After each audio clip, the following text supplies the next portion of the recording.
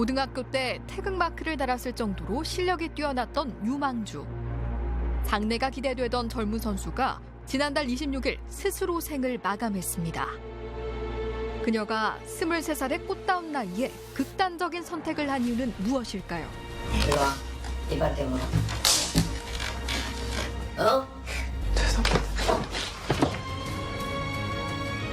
최숙현 선수의 죽음으로 또다시 불거진 체육계 폭력과 가혹행위 문제. 한 달에 10일 이상 폭행을 당했으며 욕을 듣지 않으면 이상할 정도로 하루하루를 폭언 속에서 선수 생활을 하며 지냈습니다. 매번 같은 일을 겪고 그때마다 재발 방지를 약속했지만 달라지는 건 없었습니다. 엄정 조치하겠습니다. 폭력과 가혹행위로 먹는 체육계, 도대체 왜 나아지지 않는 걸까요? 그녀의 마지막 절규를 통해 체육계 폭력이 반복되는 이유를 알아봤습니다.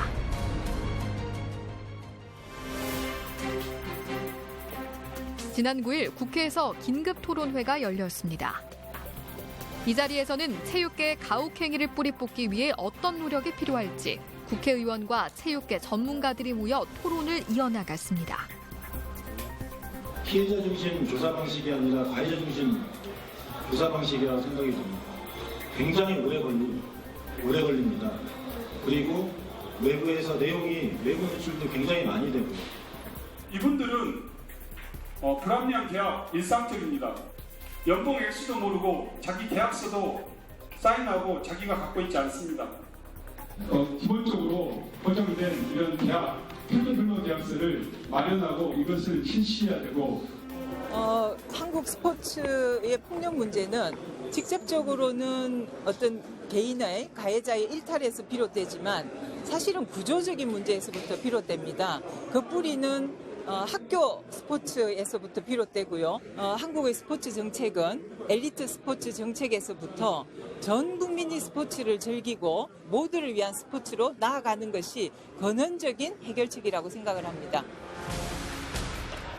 엘리트 체육에서 사회 체육으로 체육계의 전반적인 정책이 바뀌어야 한다고 주장하는 이들은 또 있습니다. 바로 선생님들인데요. 전국의 교사단체 14곳은 공동성명을 발표했습니다. 체육계 폭력을 막으려면 학교 운동부부터 손봐야 한다는 게 핵심 내용입니다.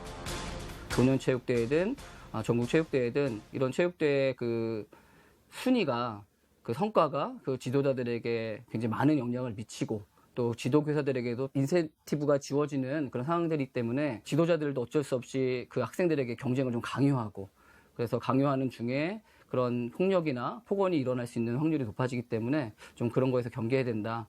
그러니까 이제 스포츠라는 것이 제가 체육교사 입장에서 말씀드리면 정말 즐겁고 누구나 행복하게 할 수 있는 게 체육이어야 되거든요.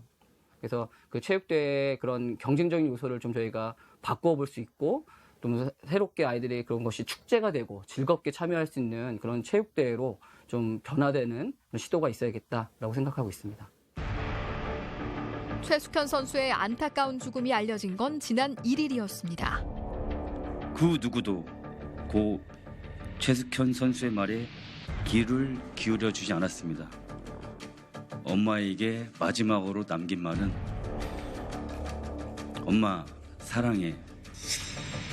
그 사람들 죄를 밝혀줘였습니다.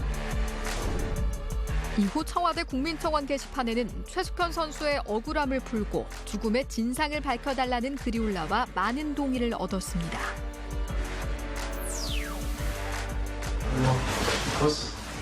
뭐가 문제야?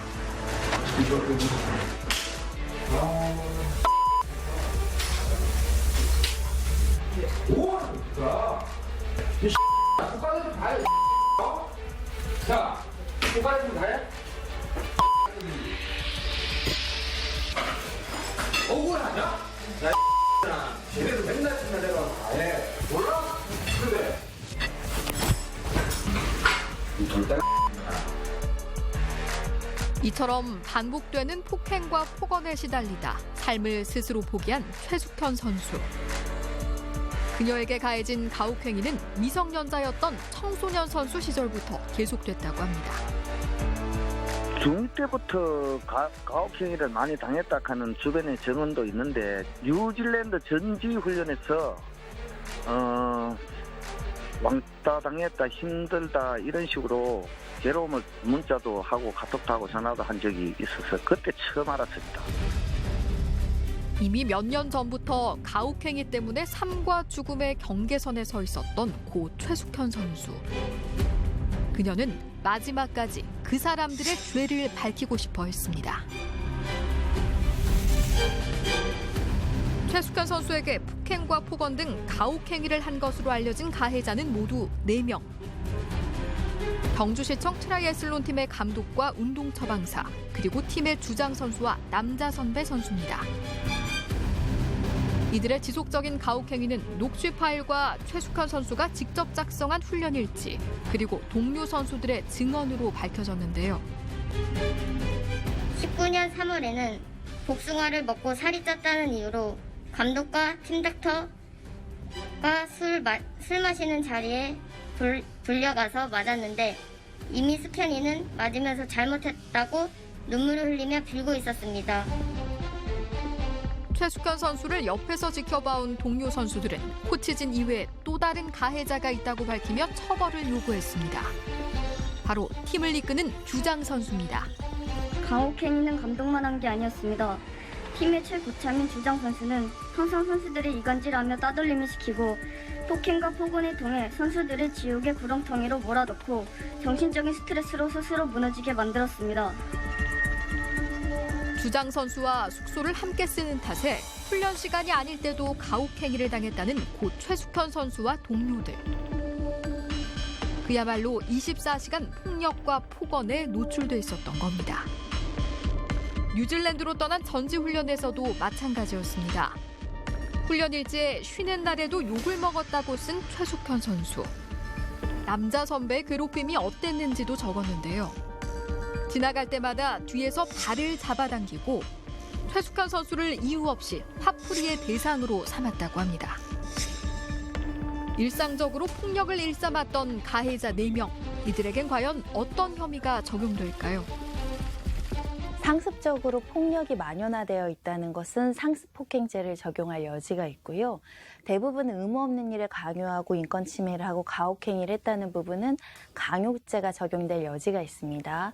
또 팀 닥터라고 불리는 운동 치료사 같은 경우는 비용 근거 없이 가진 명목의 비용을 받아놨다라는 것은 사기죄 내지는 배임수재죄 이런 것들을 적용할 수 있습니다. 최숙현 선수의 죽음이 공론화된 이후 국회에서는 문화체육관광위원회에 긴급 현안 질의가 있었습니다. 이 자리에서 가해자로 지목된 이들은 폭행과 폭언 모두 없었다고 주장했는데요. 아니 그러니까 폭행을 하신 적이 없다는 말씀이시죠? 뭐 사죄할 것도 그런 것도 없습니다. 폭행한 사실이 없으니 미안한 건 없고 안타까운 마음밖에 없습니다. 폭행 사실을 전면 부인하는 감독과 선배 선수들. 피해자는 있는데 가해자는 없는 상황. 그리고 또 한 명의 가해자. 애초에 팀 닥터라고 알려진 그는 알고 보니 의사가 아니었습니다. 선수들의 물리치료를 도맡아봤지만 물리치료사 자격증도 없었는데요. 그의 진짜 정체는 운동 처방사. 그는 팀에서 권력자로 군림하며 최숙현 선수를 벼랑 끝으로 몰아세웠습니다. 팀 닥터는 자신이 대학 교수라고 말했으며 수술을 하고 왔다는 말도 자주 했을 뿐만 아니라 치료를 이유로 가슴과 허벅지를 만지는 등 성적 수치심을 느꼈습니다. 심지어 심리치료를 받고 있는 숙현이 언니를 극한으로 끌고 가서 자살하게 만들겠다라고까지 말했습니다. 결국 체포된 운동 처방사. 피해자들에게 한마디 해주세요. 피해자들에게. 감사합니다. 성추행 혐의 인정하십니까? 총체적인 관리 부실 문제라고 보이고요. 그 사람의 인적사항이나 실명 확인, 자격증 확인이 이루어지지 않았다는 것은 관리 감독을 해야 되는 주체가 방기했다라고밖에 표현할 수밖에 없는 것이고요. 오랜 시간 무차별적인 가혹행위에 시달린 고 최숙현 선수. 그녀는 극단적인 선택을 하기 전 지난 5개월 동안 6개의 관계기관에 피해 사실을 호소했습니다. 하지만 대부분 제대로 받아들여지지 않았고 가해자들에 대한 처벌 또한 불가능했습니다. 대한체육회 스포츠 인권센터에 폭행, 폭언에 대해 신고를 하고 조사를 독촉했지만 하염없이 시간만 끌었고 대한철인 3종 경기 협회에 진정서를 보냈지만 아무런 사후 조치가 없었습니다. 더불어 경주시청은 고 최숙현 선수의 부친이 제기한 민원에 그냥 고소하라고만 으름장을 놓았으며 경주경찰서는 무성의하게 조사를 마치고는 검찰에 이첩시켰습니다. 지난 2월 최숙현 선수의 아버지는 소속팀이었던 경주시청을 찾아 가혹행위가 있었다는 것을 알리고 가해자들에 대한 징계를 요구했습니다. 철저히 조사해보고 내일이라도 귀국시켜갖고 사실로 드러나면은 트라이슬론 해제시키면 됩니다. 하면서 큰 소리 치면서 안심시키고 보냈어요. 하지만 경주시청은 아무런 조치도 취하지 않았습니다. 이렇게 여러 관계기관에 폭행 피해를 알렸지만 어느 누구도 나서서 바로잡지 않았습니다. 이 과정에서 최숙현 선수는 깊은 절망감을 느꼈을 겁니다. 여기서 수사가 아예 끝나는 건가요? 아니죠. 저 선수는 한 대 때리는 게 너무 간단하기 때문에 그건 아마 벌금도 안 나오겠나 싶어요. 그다음 나머지 선수들도 뭐 폭행은 그렇게 우리가 생각했던 만큼 그렇게 큰 건 아닌데 선수들이 이렇게 연루되니까 협회나 이런 데서 자체 징계나 뭐 감사나 그런 건 있을 수 있어요.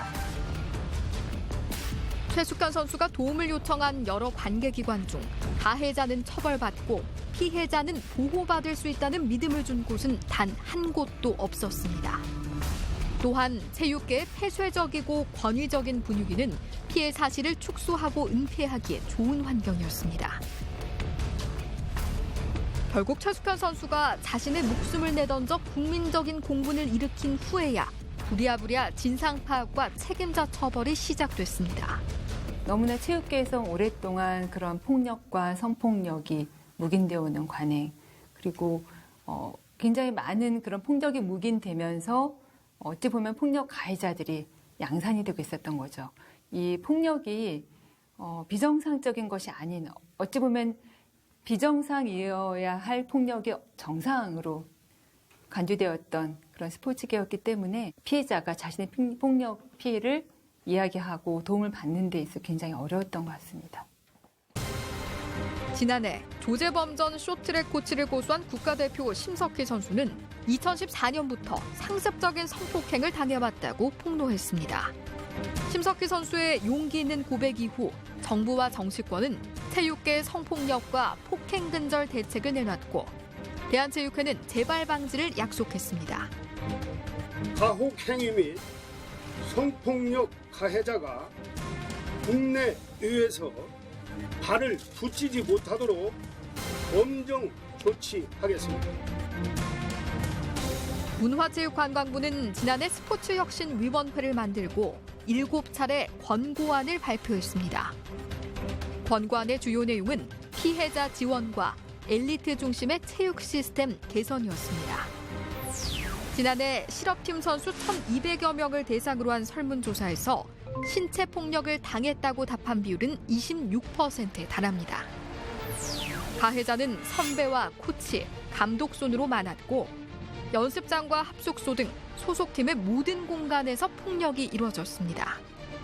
또한 성폭력으로 확인된 것만 52건이었는데 아무런 대처를 못했다는 답이 46%, 괜찮은 척했다는 답이 35%였습니다. 이처럼 가혹행위를 겪어도 여전히 선수들은 문제를 제기하기 힘듭니다. 체육계에는 지도자의 말이 곧 법인 권위주의가 깊이 뿌리 박혀 있기 때문인데요.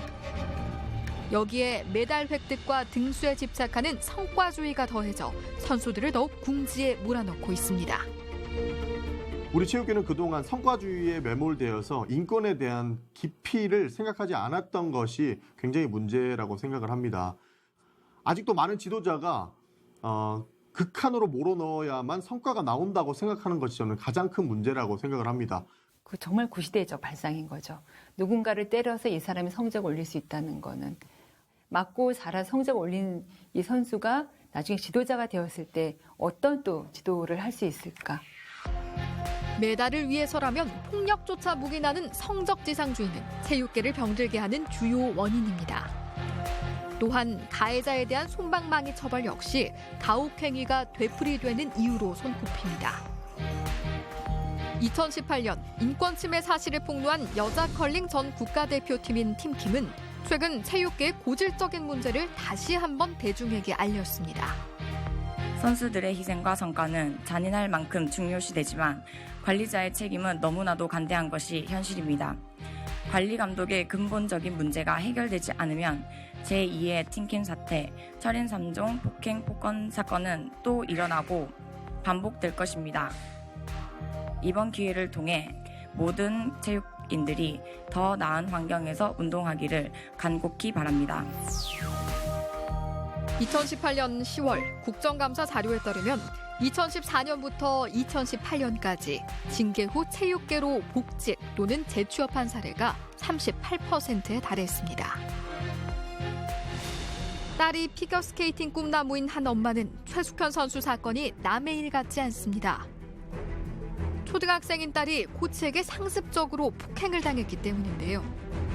알고 보니 코치가 때린 아이는 한둘이 아니었습니다. 뺨도 맞았고 그 9살짜리 아이가 그리고 한 번 링크장에 들어가면 보통 2시간씩 운동을 하거든요. 물도 못 마시게 하고 화장실을 가고 싶다는데 화장실을 못 보내서 막 링크장 딱 나오자마자 바로 바지에 오줌을 쌌대요. 스케이트 이제 나를 보호하려고 날집이 있어요. 그거를 막 손바닥을 그냥 막 있는 대로 제가 본 거는 그렇게 때리더라고요. 저희 아이가 그만두면 중학교 2학년이었거든요. 성적 안 나와도 된다고 얘가 너무 힘들어하니까 좀 당분간 냅둬달라고 했는데도 계속 아이를 괴롭히더라고요. 체전 나가면 항상 메달 딸 정도로 유망주였었고 잘했는데도 너무너무 시달리고 너무 나도 싫었어가지고 그렇게 나고 나서 뒤도 안 돌아보고 후회도 안 했어요. 그 정도로 너무나도 힘들었어요. 결국 해당 코치를 고발한 부모들. 코치에게 내려진 징계는 겨우 자격정지 1년이었습니다. 하지만 코치는 징계가 과하다며 재심을 요청했습니다. 제가 탄원서 쓴 게 있어요. 누가 장애가 생기거나 정말 누가 하나 죽어서야지만 이렇게 무겁게 받아들이실 거냐고. 아이들 목소리는 아예 들리지도 않느냐고. 그 이만 몇 대 맞았다고 우리가 지금 아이의 꿈까지 맞바꿔 가면서 이 지금 고소를 하고 이렇게 하겠냐고. 재심 끝에 징계가 추가돼 자격정지 3년을 받은 코치. 하지만 징계가 무색하게도 코치는 지도자 생활을 이어갔다고 합니다. 대체 어떻게 된 일일까요? 그리고 대한민상연맹에서도 자격정지를 내리는 거는 코치 자격으로 쓸 수 없는 것뿐이지 뭐 숨어서 개인 뭐 감습을 한다거나 가해를 한다거나 이런 거는 우리는 뭐 그런 것까지는 막을 수 있는 법도 없고 권한이 없다. 체육계의 솜방망이 징계, 그리고 제도의 허점을 이용해 버젓이 지도자 생활을 계속하는 코치. 결국 피해자만 두 번 울게 되는 겁니다. 지난 6일 국회에서 문화체육관광부는 제2의 최숙현 선수가 나오지 않도록 재발 방지를 위한 여러 대책을 발표했습니다. 인권침해 사건에 대한 징계 수위를 높이고 징계 정보에 대한 관리를 강화하겠습니다. 작년 1월 중대한 성추행의 경우 영구 제명하도록 대한체육계 규정을 개정한 바 있으나 폭력 성범죄 등 인권침해 사건에 대해서는 징계 기준을 더욱 강화하겠습니다. 선수 보호 체계도 개선하겠습니다. 인권침해 등 비신고 및 처리 체계를 점검 개선하고 주기적인 실태 조사를 실시하며 인권침해 피해자에 대한 법률 지원도 강화하겠습니다. 다음 달이면 스포츠 윤리센터가 문을 엽니다. 체육계 비리를 파헤치고 불공정 행위를 조사하는 것은 물론 선수들의 인권 침해 조사와 상담 등을 수행할 예정인데요. 과연 얼마나 제 역할을 할 수 있을지 관심이 모아지고 있습니다. 윤리센터에서는 그 선수의 어떤 인권 침해, 폭력 부분에 대해서 신고를 받고 조사하고 수사기관에 고발할 수 있을 뿐이지 직접적인 어떤 고발과 징계 권한이 없는 어찌 보면은 유명무실해질 수 있는 충분히 유명무실해질 수 있는 조직이어서 너무나 걱정이 많이 됩니다. 그렇다면 앞으로 스포츠윤리센터가 체육계 폭력을 뿌리 뽑기 위해 갖춰야 할 조건은 무엇일까요? 제 역할을 하기 위해서는 독립기구로서의 그 독립성이 보장될 필요가 있고요. 외부의 전문가들이 대거 인력이 보충될 필요성이 있습니다. 인원이 적은 경우에는 실효성이 떨어질 수 있기 때문에 많은 예산과 인력이 보충될 필요가 있고요. 한편 대한체육회는 오는 9월까지 징계감경 개선안을 마련하기로 했습니다. 지금까지는 대한체육회가 무관용 원칙을 적용하지 않고 솜방망이 처벌을 해도 문체부에서 별다른 조치를 하지 않았습니다. 하지만 앞으로는 무관용 원칙을 지키지 않을 경우 문체부가 이를 관리 감독할 예정입니다. 또한 다음 달부터는 징계받은 이들이 체육계에 재취업할 수 없게 하는 징계정보 시스템도 마련됩니다. 지금은 여러 체육 단체들 간에 정보 공유가 안 됩니다. 그러니까 예를 들어서 대한체육회에서 징계를 받았더라도 대한장애인체육회로 넘어가게 되면 다시 아이들을 가르칠 수 있는 이런 이상한 형태를 보이고 있는 거죠. 지난 10일 최숙현 선수의 아버지는 체육계 폭력 근절을 위한 법안인 일명 최숙현법의 조속한 국회 통과를 호소했습니다. 미안하다는 사과조차 없이 가혹행위를 한 적이 없다고 부인하는 가해자들은 엄중한 법적 처벌을 받아야만 합니다. 그리고 어디 하나 호소할 것 없이 극단적인 선택을 할 수밖에 없었던 비극적인 사건이 더 이상 발생하지 않도록 법적으로도 제도를 마련해야 합니다. 지난 19일 대한체육회는 스포츠 폭력 추방을 위한 특별조치 방안을 발표했는데요.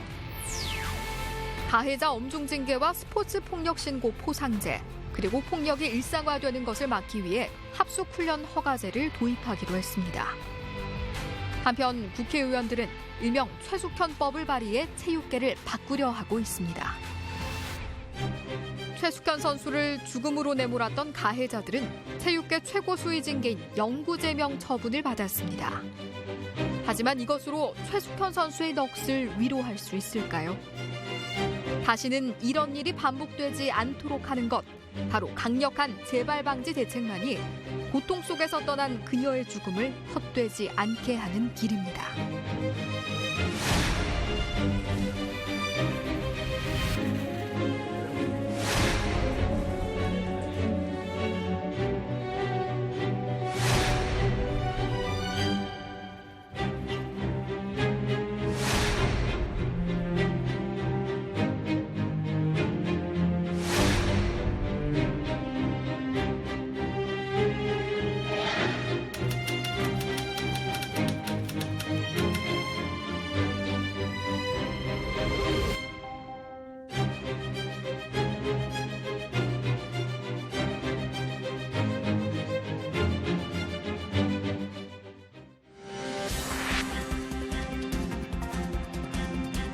코로나로 인한 주가 폭락 시기가 오히려 개인들에게는 굉장히 큰 투자 기회가 될 수 있다라는 점. 경제는 망하더라도 언젠가는 살아날 것이다. 그런 지금 평가를 듣고 있습니다.